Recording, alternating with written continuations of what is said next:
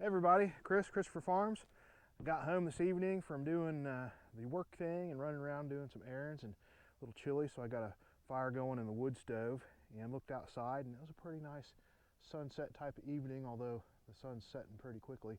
At any rate, I thought I would do a little property walk and show you guys around because it's probably been a while since I've done that, and got a couple other things going on.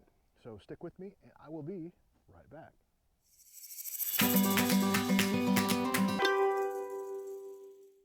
So if you've been around my channel, you probably know I'm interested in a few different things. One of them is amateur radio. I recently made a new purchase behind me. That is a 13B2, I can't remember the name of it, what you call it. But there's two of them together and they're phased so that can have a lot of gain. And that is a 2-meter antenna, a VHF antenna. And what I'm going to try and use that for is EME, or Earth, Moon, Earth communication. So basically what I'll do is point that at the moon, wherever it happens to be when it's up, and long story short, make contact with other amateurs by bouncing a radio signal off the moon. So got that going on. Have yet to do that. I got some coax I need to put together for that. Let's see.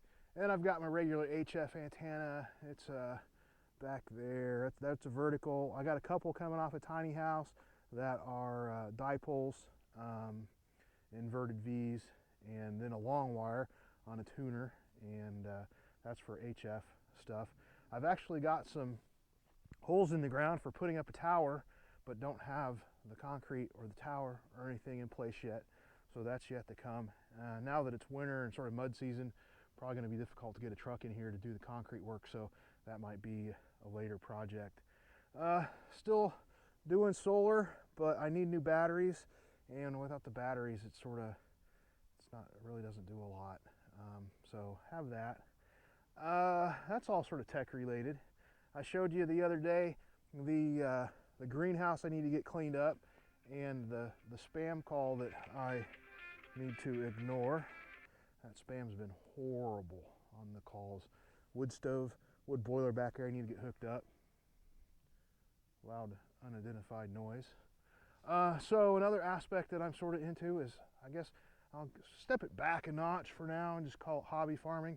So a couple of years ago I got a grant for that high tunnel, and I got it up and going. There's nothing currently growing in there, but a couple years ago when I had it going, I picked green tomatoes out of it the week before Christmas, put them down in storage, and I had red tomatoes up until like the middle part of February going on. So that was paid for with a grant through the NRCS. A video the other day I talked about the pollinator patch with that funding from the NRCS. Well, I got another high tunnel too. So that's all sort of like the uprights, and I've got other parts that are inside that high tunnel. But my new high tunnel is going to go pretty much right next to my existing high tunnel.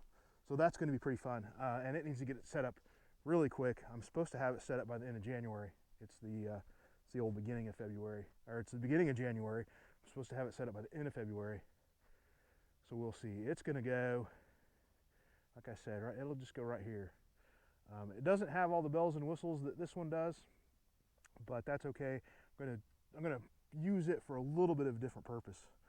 So out here, from back over in that area, sort of the flat area, sort of where that red car's at, and up behind it, that's all like cropland for vegetable farming. Specialty crop is what Farm Service Agency calls it, and then that's going to extend down and to the other side of that fence. That fence is coming out. And then this is going to be my new lane to the back of the property. And then this is also cropland. And turn you guys around, you don't always have to see me. But so this is all going to be crops in through here, vegetables. I think I'm going to focus on peppers, and then I got to have tomatoes, and then some cabbage, and I want to do some pumpkins and stuff. But it's sort of a reset. Last year, 2022 was definitely a reset year, so hopefully I can charge into 2023 pretty strong. I have no beehives right now that have bees in them, but that's another thing that I need to get some swarm traps ready to go for when swarm season gets here. Hopefully I can capture a couple of swarms or more and get some bees going again. Or on the last video about the pollinator patch, I showed you the other side of my property and that tree line. This is the other tree line where my pollinator patch is at. So it's going to go along there. And I've come to the conclusion that I really need to have wide rows. Cajun Farmer, I think that was it. He talked about having wide rows, wide enough that he could drive his golf cart down and do watering, and he could pick right from the golf cart. Well, I don't have a golf cart, but I got a tractor with a 6-foot rototiller on the back of it, or no, 5-foot. And so I'm probably going to try and do 7-foot rows. So I have a row, 7 feet of space, and a row. That way I can take that tiller and just go right up between the rows and do all my weed control. I have been possessed with having tight 3-foot rows. So it's like a row, a row, a row, a row. Well, then I can't get anything in to till, and then the weeds take over. It's like you see here, the grass. The grass is my arch enemy. So, I always say, well, I'm going to run out of space, but I never get all this planted. So why not expand the rows? And then when I start running out of space, I'll have to figure out how to have smaller rows. This is the pond that holds a little water. A buddy of mine came and worked on it, and we weren't successful in getting it to hold water. It's actually holding a little bit now. It's rained here in the last few days, but this is the dam, and this was some of the cleanup we did. We knocked down some trees and still have to clean up some of that stuff. But I tell you, although there are no fish in this pond, and because of that, I think the frogs love it, because there's no fish to eat the frogs and the tadpoles and the eggs. And so it will be so loud back here in the spring when the frogs are, doing their thing, that you just can't hear anything else. It's actually sort of cool. And then there's a big ass there's a big snapping turtle that lives in here, and I'm sure it's just a wild smorgasbord for him when those frogs come on. But yeah, it's supposed to have like 4 more feet of water in it, and it leaks somewhere in here. But at any rate, that's okay. So what I'm going to do, this is sort of another ongoing project, is this is going to be sort of like my shooting range. Back here is going to be target area, and then up there on that hillside is going to be where my shooting bench is at. And then I can go up higher and do whatever, and then have it the target area down here.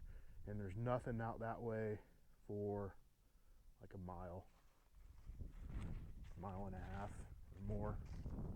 And so what I was doing is I was moving dirt and putting it back over here, making a little lane down there. But that's another ongoing project. This is my outhouse. It's not a functional outhouse. It doesn't have any deep holes in it, but outhouse that came with the property. I did not know it was here.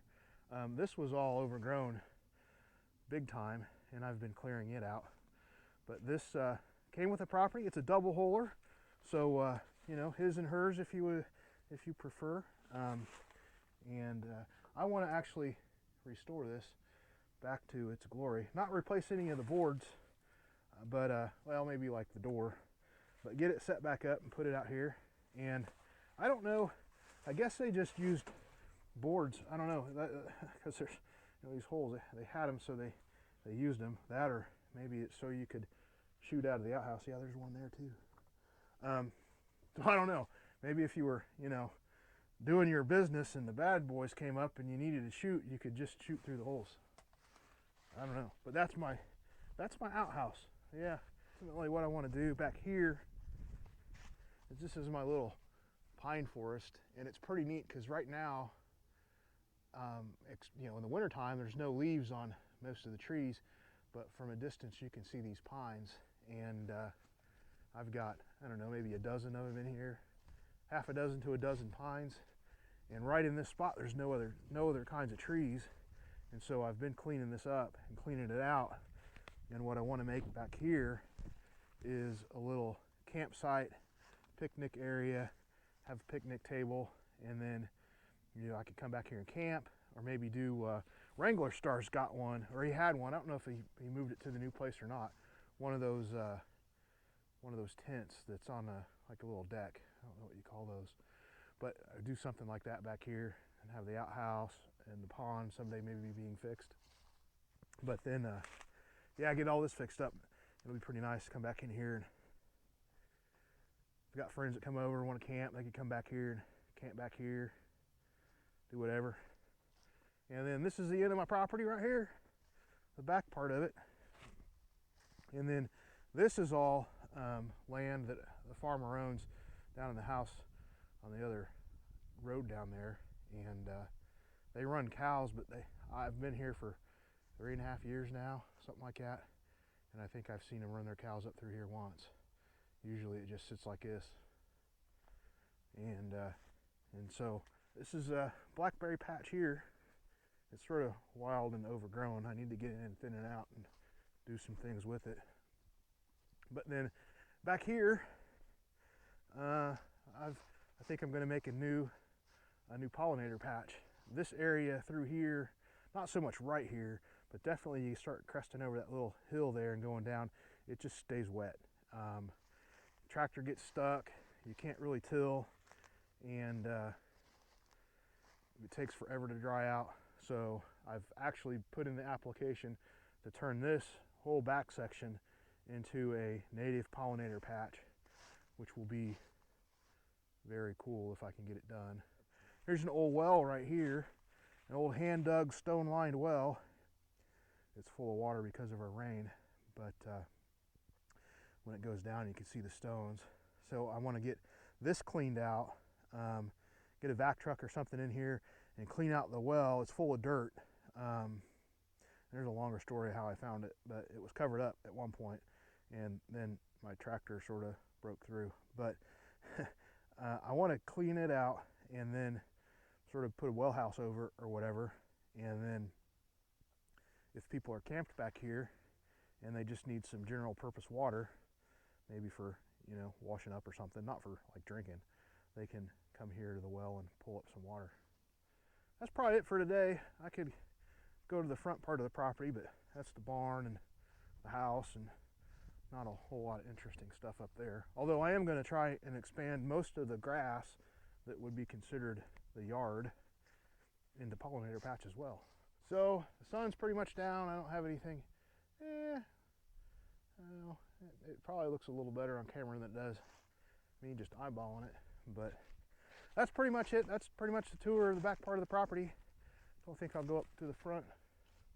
Bluebird. Don't think I'll go up to the front. That's the house and the barn. Although I do have my maple syrup evaporator up there and stuff like that. Got a new one I haven't used. Got it 2 years ago. Didn't use it last year. Hopefully I'll use it this year. Anyway, that's it. Talk to y'all later.